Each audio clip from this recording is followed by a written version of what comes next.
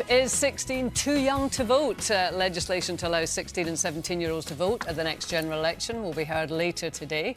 There will also be trials to make it easier to vote, introducing polling booths in places like train stations and supermarkets. So, all change. Let's talk about the age first, Kelly. Do you think it's a good idea? So I think it's great that younger people can feel more empowered and that their voices can be heard, which is great. My only concern is that we've been, as of recent times, we've seen these huge, sweeping movements that happen that then influence voting, which influences our everyday lives. And I don't necessarily think that people necessarily think that through. People are going, oh, I voted for Brexit and now look at where I am. So I guess my little concern is that a trend can sweep along, an algorithm can be picked up by a younger person, before you know it, susceptible. So let me just be frank. I don't think that young people are unintelligent and unable of making informed decisions.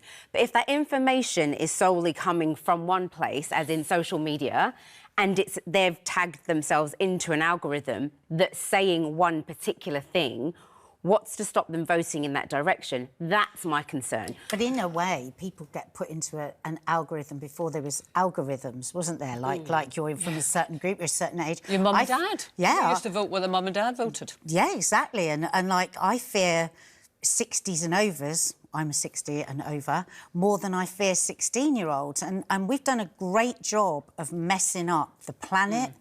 Our systems haven't been great for young people. I think that young people are much more engaged than certainly I was or my friends at that age.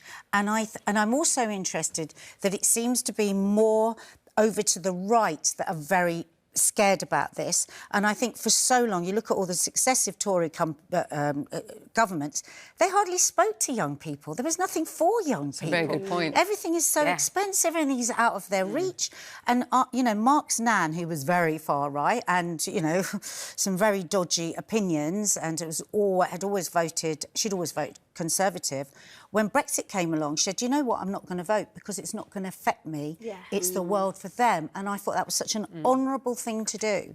So we've messed it all up. Come on, young people, what you got to say? I mean, it does kind of make me smile a bit, this, because, of course, in Scotland and in Wales, but I think Scotland was the first of the four nations to introduce 16 and 17-year-olds. So in the Scottish independence referendum in 2014, 16 and 17-year-olds were eligible to vote, and in Scottish elections since. And, the world hasn't fallen apart.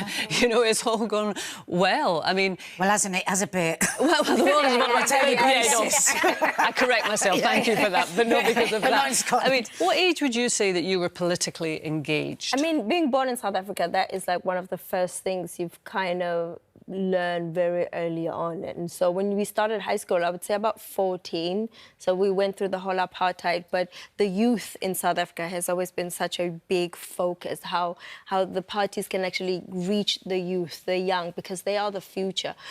Wow. I was about to say we, but they get to live in the system longer than a lot of us would. And I think what you said is so important, not getting the information from the same place.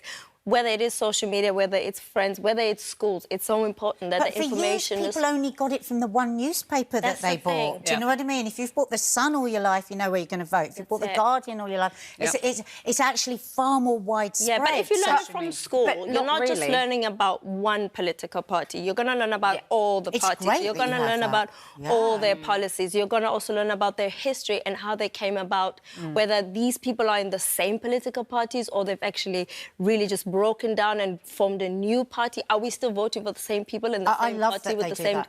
So we have that in South Africa, and people are very vocal. We have a youth league that is also vocal. They might not say things that we like, but that communication and that education from multiple sources. And they're engaged. And they're very, very engaged. And it's very promoted that young kids be politically aware. I mean, the other thing about this is trying to make it easier for people, to have polling booths in train stations, supermarkets or other sort of easily accessible places. Do we all make a point of voting? Let's be honest. Yes, I do make a point of voting. It's so important. And so would you support that, it being in the 100%. supermarket? Because I think it's like, I'm self-employed, so I'm not having to be at work a certain time, I haven't got little kids. It can be very hard for people to fit it in, so why not make it as easy as possible? Yeah. We've got as to. We know many the people as turnout is possible. terrible. Yeah.